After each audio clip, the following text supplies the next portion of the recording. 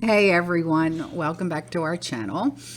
If you're new here, please subscribe. I'd really love that. If you're returning, how you doing? Yes, I'm out of the closet.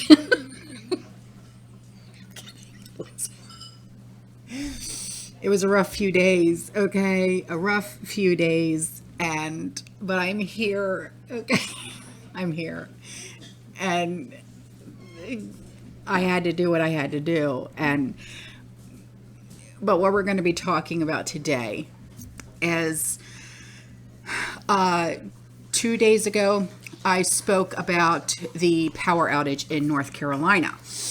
And what the sheriff said that, he believes it was intentional and things like that. Okay, so I received an email from a person who lives in North Carolina, and they said this is a local's perspective. Okay, so I'm going to read you their email and we'll discuss this. Okay, so this is the email that I got. Okay, and it says, I thought I would give you all a first-hand account of the nightmare that we are living through. Yes, I am a resident of Moore County, North Carolina. I am one of the 35,000 people still without power. First, a huge shout out to the people from Duke Energy or Duke Power and any other linemen that are here helping to restore our power. They have been successful in getting about 7,000 homes back up and running, some completely, some still with rolling blackouts. I know they are working tirelessly to help this community, and I deeply appreciate their efforts. My husband and I are fine. We have gas logs, and we're able to keep the house above 65 degrees. I know others are not as fortunate, and they don't have a way to try and stay warm. My heart breaks for them. This summer, we made the decision to invest in a solar generator, and so far, it's been working great to keep our main freezer going. We were able to go home to a home to recharge today, and using solar panels is hard when it's totally overcast. I know the powers that be do not want to call this what it is, domestic terrorism. There are no other words to describe the hell the perpetrators are putting this community through, but we are a strong, tight-knit community of generous and good people, and we will get through this. As to the cause of this nightmare, well,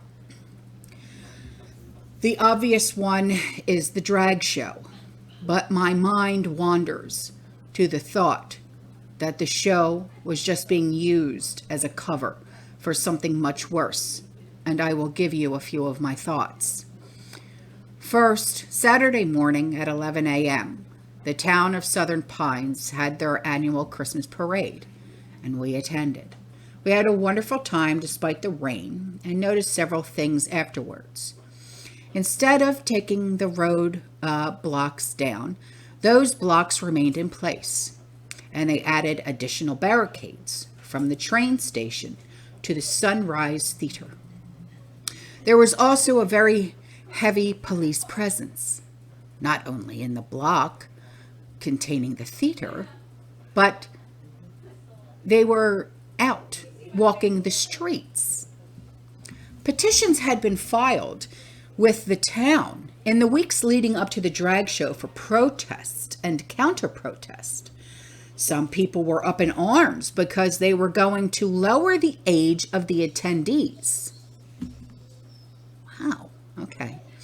They eventually went back to just 18 and older. As far as I can gather, 2 of those petitions were granted. The peaceful protest was scheduled from 5 to 7 p.m. Police were on top of the theater, and they had drones up to provide extra surveillance. The protest and subsequent counter-protest went off peacefully.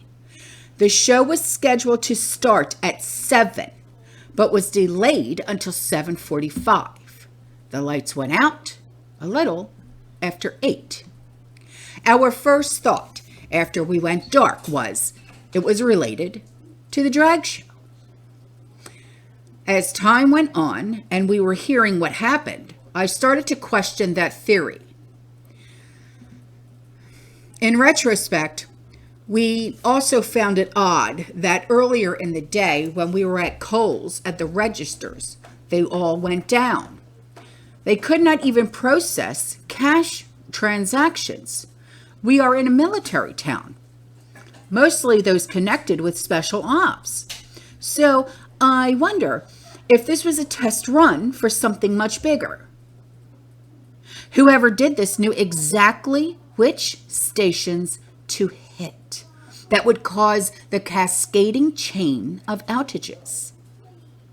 They also knew exactly where to shoot to cause maximum damage. Some of the grid can be repaired.